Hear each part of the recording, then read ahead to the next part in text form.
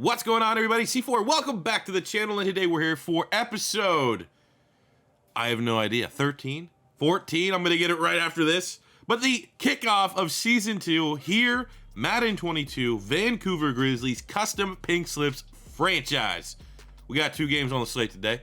Going to the NFCs, we got Philly, we got the Giants. Sure, that's important, right? Starting Season 2, that's important. Pink slips is back out of the offseason. That's important, but the most important thing, above all, is you need to take a look at our team overall. We are a 74 overall. At 75 overall, that is when the training wheels come off, ladies and gentlemen. That is when we are going to be at risk. We lose a game, we're going to be losing players. So that's usually the first big hurdle here in a pink slip series is, you grind, get your team up to that 75, and then once you're like happy with your team, once you start thinking like, hey, this team's kind of promising, boom! Because your team's also just barely a 75, which still makes it the worst team in the NFL, you're going to be losing players left, right, and center.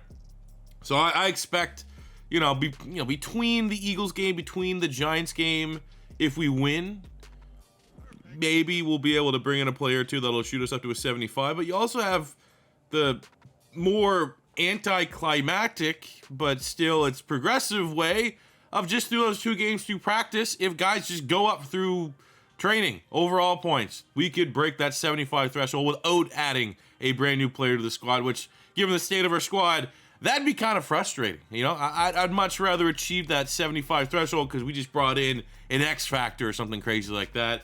But when you're at 74, you're right at that threshold. You never know what is going to tilt that dial 1 point over into a 75 overall. So looking at our squad, in case you missed the offseason, had a pretty damn good draft, to be honest with you. On the offensive line, familiar faces. Laurent Duvernay-Tardif, Canadian. We got Austin Jackson, won him from the Miami Dolphins. Brett Jones, Canadian. City Sal, landed him in the draft, Canadian. Hidden dev trait, 64, still got a ways to go, but happy with that dev. We got Jackson Kirkland, the right tackle from Washington, in the draft as well. Another hidden dev player. Gigantic human being at that. We got Kelvin Benjamin, who resurrected his career last season with us. Almost 100 catches on the year. Unstoppable. Plays way better than that 65 overall. Glad that he is a member of our squad. Quarterback Trey Lance, hit or miss, to be completely honest with you. But then we get to find out in the offseason that he has superstar depth. I thought all along Trey Lance had a star, so that was a terrific surprise to have in our franchise mode. I'm excited to see what kind of jumps, what kind of leaps and progression Trey Lance can do here in year number 2. We have Chuba Hubbard, who carried the load for this offense last season. He is up to a superstar dev, and he's going to have another big year. He's going to touch the ball more than any other player on the offense.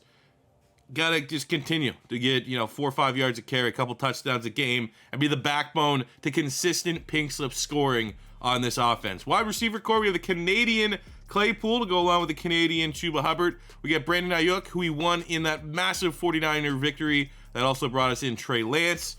Josh Palmer, the Canadian wide receiver 3. We got John Mechie, the Canadian wide receiver 4 out of Alabama. And we also got Wan'Dale Robinson, exciting gadget player from Kentucky. So we have a lot of depth there at wide receiver. I actually feel kind of comfortable with our skill position players as we enter into year number 2. And I think as you look at it, while that, the offense is a 69 overall, it's the lowest aspect of our team, there's definitely some upside for the squad. Filming the defense has been our bread and butter for this entire series so far. We've won games with our defense. We have a really solid front three. I usually don't play in a 3-4. It's just kind of the nature of the beast. I wanted Gerard Mayo as my defensive coordinator. Maybe probably should bring in Brian Flores. For God's sake, someone give that guy an interview. Now he's like suing the NFL because no one's giving him an interview. But we have Brian Flores' understudy, because he was the DC probably when Mayo was the linebackers coach. But we have the Patriots defense. That's what we're rocking and rolling with. Neville Gallimore, Christian Barmore, Eric Armstead, all-stars on that D-line. Linebacking core, we have Sam Hubbard and Jalen Phillips come out the edge. And Jalen Phillips was outstanding for us last season. Aguovin, Singleton, drafted the Canadian out of Penn State, Jesse Luketa.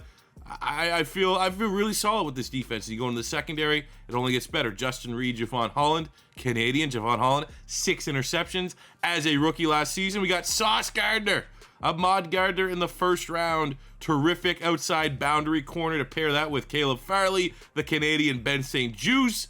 This team is coming together. I feel very solid with this team. And then, you know, you look at that, you're like, okay, and there's a lot of upside. We also had the #1 overall player in the draft.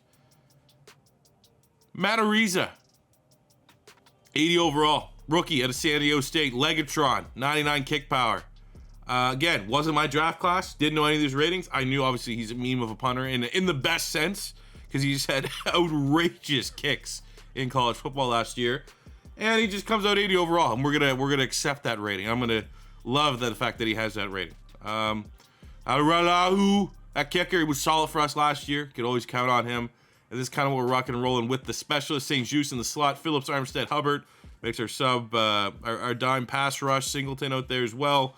Chuba just gotta touch the football a whole lot. I will say, as a Gator fan, I'll make Dameon Pierce our power back.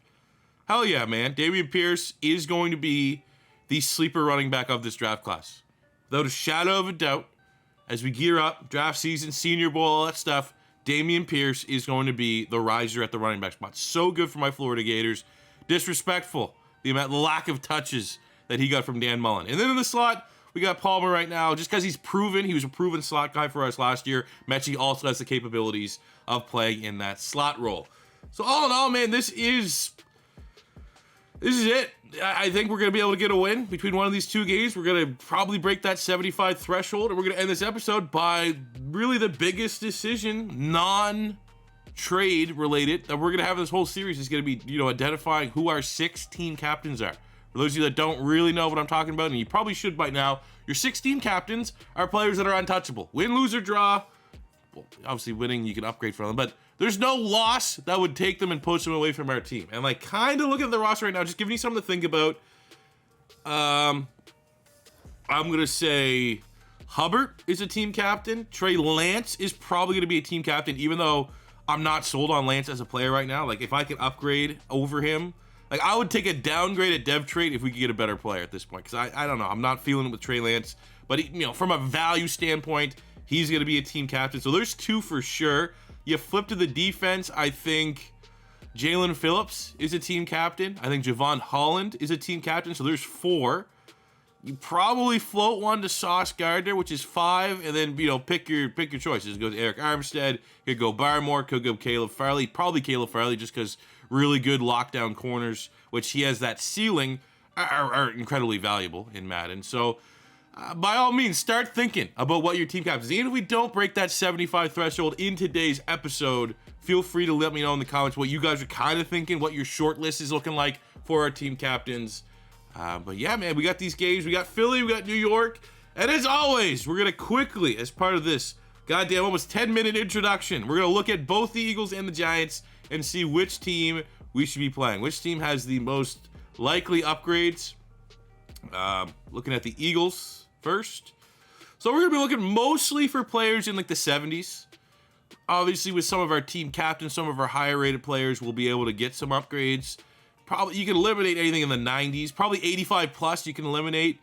But what do we got? We got Josh Sweat, Jordan Mailata on the O-line, Devontae Smith at wide receiver. Okay. Okay, Kayvon Thibodeau. We could bring him in and he'd be a pass rusher for us. We could probably, you know, that's like one of those things where you know, I judge him as a scheme fit. You could look at Hubbard, who's an outside linebacker. Like, that's going to be the same. I think that would be like the consideration there, because Thibodeau would be an outside linebacker for us, so that's where we use that upgrade. That is a big potential upgrade. Not Jalen Reagor, but they got Evan Neal at left tackle. Got my dude Kenny G there. They got Quez Watkins, Jermaine John. What an insane draft here for Philadelphia. They got maybe tight end 1, a first rounder in Jermaine Johnson. They did have 3 first-round picks. Evan Neal, who could go first overall right now, projected to the Jacksonville Jaguars. And then you got Kayvon Thibodeau, top 5 talent, pretty much every day of the week.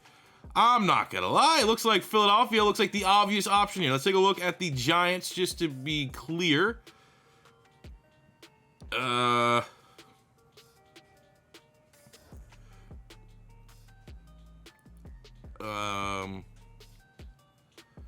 Kadarius Toney, Derek Stingley. Not bad options, really. You got Matt Corral at quarterback. I mean, we're not going to downgrade there at QB. I'll say this, not bad options, but it seems kind of obvious that the Philadelphia Eagles have a slight advantage there.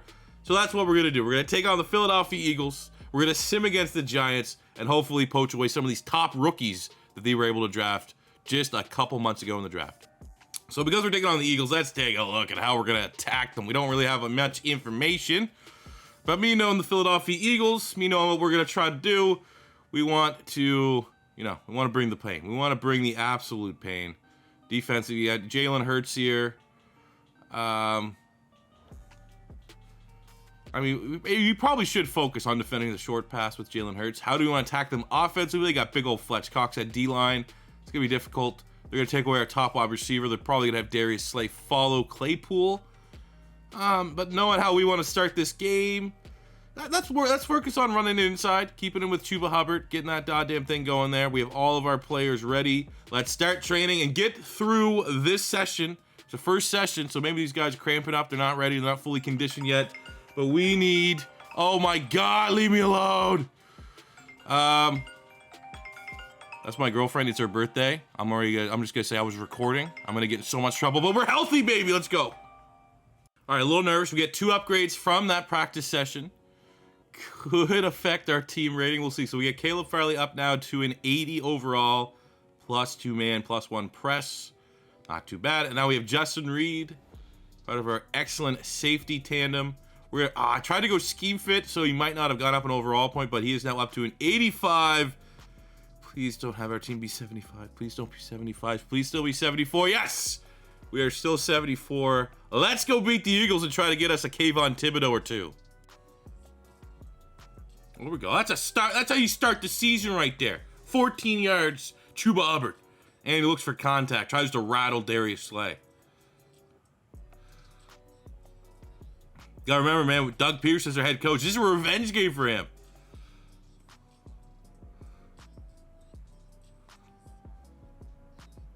Gotta love it, man. Eagles got shitty linebackers, always. Doesn't matter if it's a fantasy franchise or not. They just don't have good linebackers, so we're gonna keep running it for almost 5 yards a carry. Over that. All right, first throw of the game. First throw of the season. Claypool, Ayuk, Kelvin. Oh, look at that cut by Kelvin Benjamin. Makes the grab. Contested catch. Close to the first down. All right, big 3rd and 2. We're running towards Fletcher Cox, which is never advisable. But this rushing attack can't stop him. TJ Edwards, yeah, right. Not the same area code of athlete that Chuba Hubbard is. Here's our 10th rushing attempt of the drive. Philadelphia just hasn't offered anything. 10 rushes. And we finish off with a Chuba Hubbard touchdown.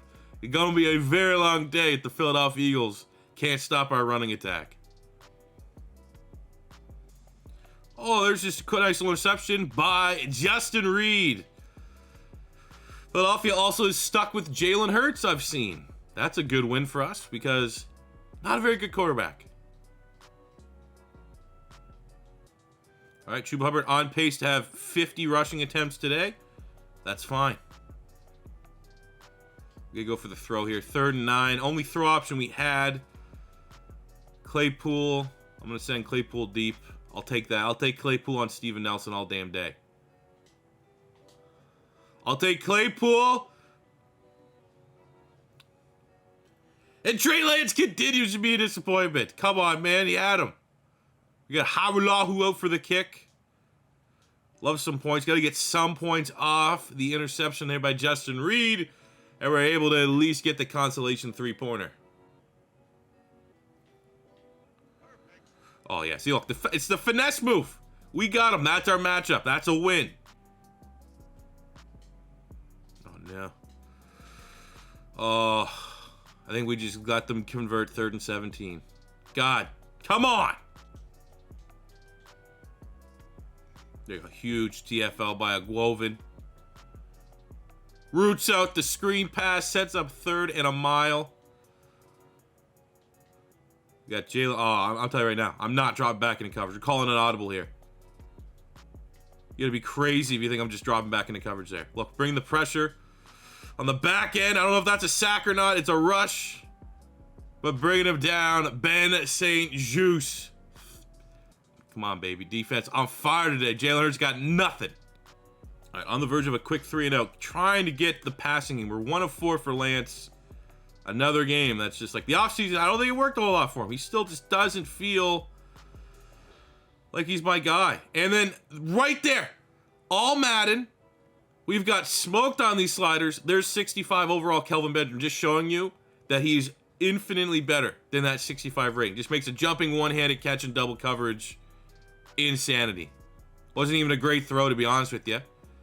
But over TJ Edwards, get Kelvin Benjamin in your franchises. Look at this. He's the best. He's the GOAT. Everyone's talking about Tom Brady retiring. Tom Brady this. He's no Kelvin Benjamin, okay? Not even on his worst day. Boom. There we go. That's actually very well done by Trey Lance, connecting with Claypool. And the Vancouver Grizzlies know that they're overmatched. Not the same talent as Philly, but Doug Peterson got these guys ready to play. Doug Peterson got these guys ready to start this season off at Lincoln Financial Field. Hostile territory with a 5-star performance. There we go. Jalen Phillips eats Jordan Mailata alive, gets his second sack. That is half a star.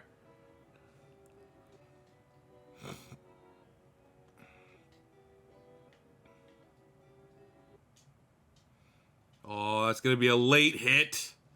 Sam Hubbard on Hurts, connected with Quez. Half the distance to the goal. Gonna make him work for it. Second and goal.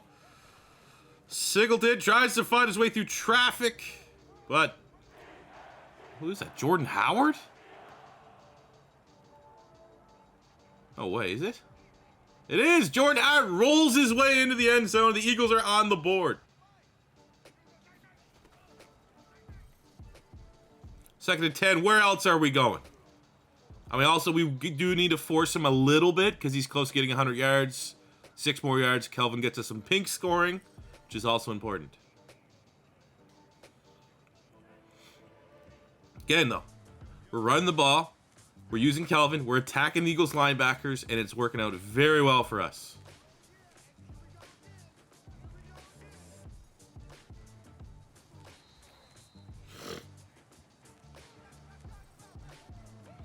Ooh, slants. Don't mind if I do. Claypool touchdown is worth pink scoring, so we'll try. We'll look his way first. Doesn't really win. It's actually pretty well covered there by the Eagles. Would have liked to get that to Kelvin, but Kayvon Thibodeau, guy that's very much in our sights if we can find a way to win this game, gets the sack.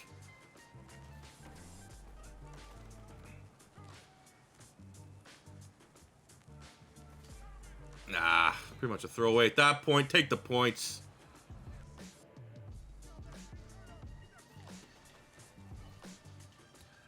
Oh, let's go, Jalen Hurts. Perfect timing, user pick. I'll take that. Madden just complimented me there.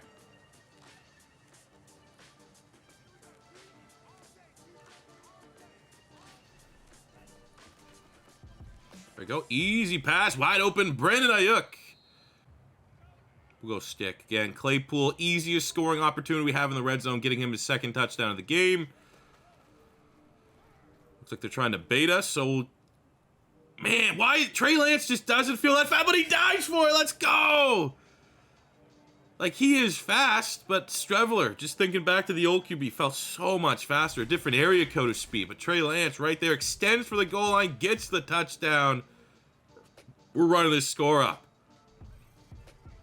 Big 3rd and 5 for the Eagles. Need to show some form of pulse. And it's just not there. Jalen Hurts suffocated. Neville Gallimore, big rig, gets home for the sack. Give me the ball back.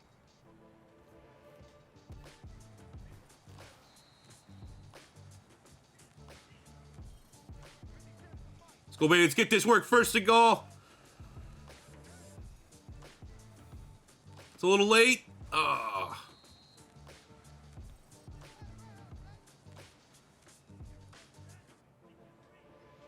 Chuba sucking wind here. Try to get him another touchdown.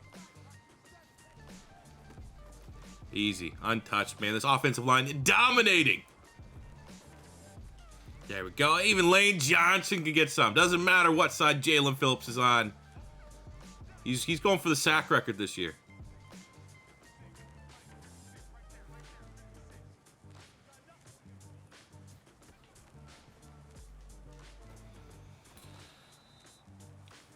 Another one bites the dust. There's one full... Oh, yeah, this is going to be 5-star territory here. 4th and 4, the Eagles are going for it. They're at home. Stands are pretty much empty at this point. Boo Birds are out. They're definitely out now. My God, who is this? I don't even know who this is. Couldn't tell you who it is. Let's get this into a pick 6. Is this Sauce Gardner? Is that first-round pick Sauce Gardner? Turn around! It is! First round pick out of Cincinnati. 0 touchdowns allowed in his college career. And you're testing him with Devontae Smith? Pick 6 Sauce. Let's go! 4th and 2. I appreciate the Eagles not just kicking the field goal. They're trying to be aggressive here. And even that doesn't work. Oh, let's try and run this up. 1st and goal. Doug Pearson knows exactly where Howie Roseman's sitting.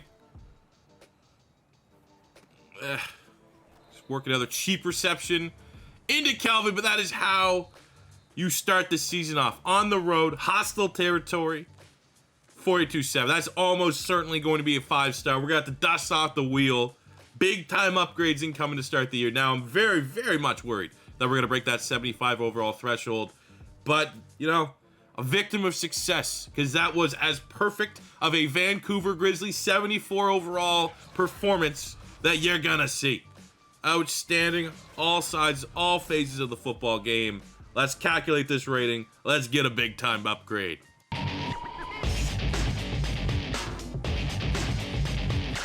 All right, so looking at the ratings, we won the game. We won by 21, so we're starting right off the bat. 2 stars. We also clearly won the turnover battle. That is worth a half-star. Looking at our player stats, Chuba Hubbard going over 100 yards, getting 2 touchdowns, 1 full star for Chuba today. Ran him into the ground, but he was dominant, almost 6 yards a touch on 30 carries is insane. Calvin Benjamin going over 100 yards is worth a half-star. And then flipping to the defense, an insane performance from Jalen Phillips. 4 sacks. You get half-star for 2 sacks. So that gives him 1 full star of scoring. Caleb Farley and Justin Reed, both with a pick. Those are worth half points, so that's 1 full star for their 2 picks. Sauce Gardner had a pick, and it was a pick 6, which, I mean, again, there's, what's that, 1.5 stars? It's insane. Like, it's a 7-star performance. 7-star. You can only get 5. Well, let's go, baby. Spin that wheel.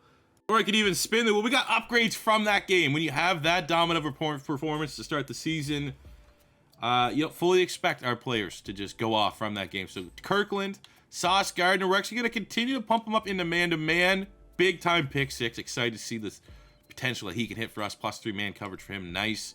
Goes up and overall. But Claypool had a tutty or 2. Let's keep going physical. I feel like some players, I don't really care about being a perfect scheme fit. Claypool, we just need him to continue to be an absolute animal. Physical, let's go. And then we got Chuba Hubbard. Insane, almost 200 yards on the day. 1 full star, pink slip scoring. Give him some acceleration. Give him some change of direction. Smells good. Spin the wheel, you know what it do. We got our 4 options right now. +20, self-explanatory. The +10 that we earned from the 5-star gets doubled. We have dev increase. Again, self-explanatory. We have pick a team, which means this +10 doesn't have to be applied to the Philadelphia Eagles. It can be the best +10 upgrade available in the NFL. And last but not least, we have the Monstars widget, which means we can take 1 attribute from a player on the Philadelphia Eagles, and as long as it's the same position, we can apply it to our own player. Let's rock and roll. Really, all these options, again, you know, I don't know, I don't even want to say dev increase is bad, because it's always going to be valuable. But we'll see what we got, and it is, oh no, Philadelphia. I'm sorry. I'm not sorry, but I'm sorry. +20 points to spend for available upgrades. This might be a double-edged sword, because I might just wait. Unless I can clearly just find the best +20 and it rounds itself out, I might not even take this upgrade ahead of our Giants game, and I'll let you guys decide the best +20. We'll take a look at it, though.